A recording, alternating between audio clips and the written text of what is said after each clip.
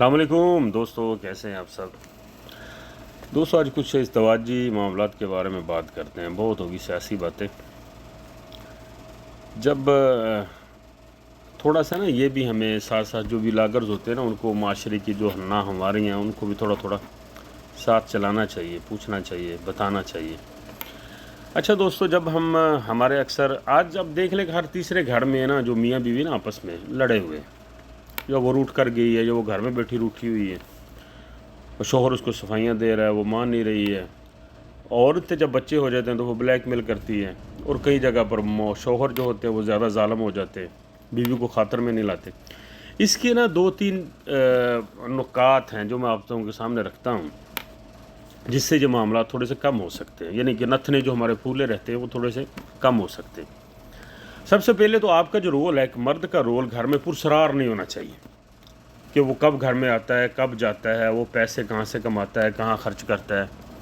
यानी कि वो अपने आप में गुम ना रहे। बीवी पूछे तो उसको पड़ जाए तो तुम कौन होती पूछने वाली, ठीक है। उसके पीछे दरअसल कुछ है ना स्टफिंग हुई होती है, सास ससुर की कह लो, या कोई भाइयों की कह लो, या दूसरी तीसरी कह लो। मेरा ये मानना है कि अगर वो आपकी बीवी है तो आपको उसे हर मामले में बाखबर रखना चाहिए। इससे जो उसके अंदर जो बागी घोड़े होते हैं ना, उनको नकेल डलती है। वो समझ जाती है कि मेरा शोहर मुझे बातें बताता है, मेरे साथ मुखलस है। यानी कि वो तनहा फील नहीं करती आप खुद को अपने घर में ना, कि मैं एक बस ऐसे खाली भांडा हूँ, एक साइड में पड़ी हुई। ये नहीं होना चाहिए, उसको अहमियत देनी चाहिए। ये शरीयत भी कहती है और ये आपका फ़र्ज़ है और बीवी का हक़ है। एक तो ये बात।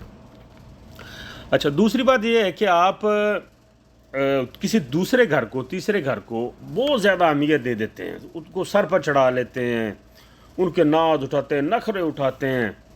इट्स ओके, कोई बात नहीं, ये आपका आपका आपका हक़ है, आप जो मर्ज़ी करें। लेकिन जब आप बीवी के ससुरालियों को घास नहीं डालते, उनको उसके बराबर में आधा भी नहीं पूछते, तो फिर आप कहें कि बीवी आपके साथ बहुत ज़्यादा रोमांस करे, तो भाई ये नहीं होगा। ये एक रियलिटी। आप दोनों घरों को, हर रिश्ते को बराबर लेकर चलें। आप ये कहते हैं कि नहीं जी मैं ऐसा कर दूँगा, मैं मारांगा ना जी, ये नहीं होता। आप कितनी देर तक जो ऐसे रिश्तों के साथ गुजारा कर सकते हैं, ये कच्चे रिश्ते होते हैं।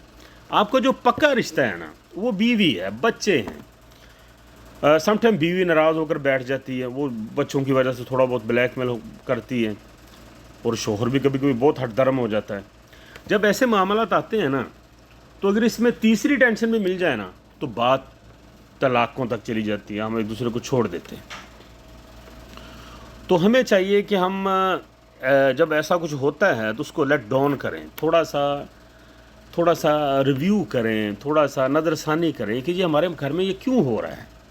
और सबसे बढ़कर जो इस चीज़ का जो मगज़ है आज की गुफ्तगू का, वो ये है कि रोज़ाना मियाँ बीवी बैठ कर आधा घंटा, 10 मिनट, 20 मिनट आपस में कन्वर्सेशन करें, बात करें, पूछें, बोलें, ये करना था वो कर लिया। बीवी से जब आप बात करते हैं तो आप उसको एनर्जी देते हैं, तो बीवी बहुत खुश होती है कि मेरा खामद मेरे साथ ठीक चल रहा है। तो दोस्तों, अच्छे और बुरे वक्त का जो फ़र्क करें। अगर अच्छे वक्त में आप बहुत अच्छे हैं, अगर बुरा वक्त आ गया ना, तो आप पिछली बातों को याद करके बुरे वक्त को भुला दें। यानी कि इंसान चलता रहता, साइकिल है, इंसान कभी ऊपर नीचे, टेंशन आती है, खुशी आती है।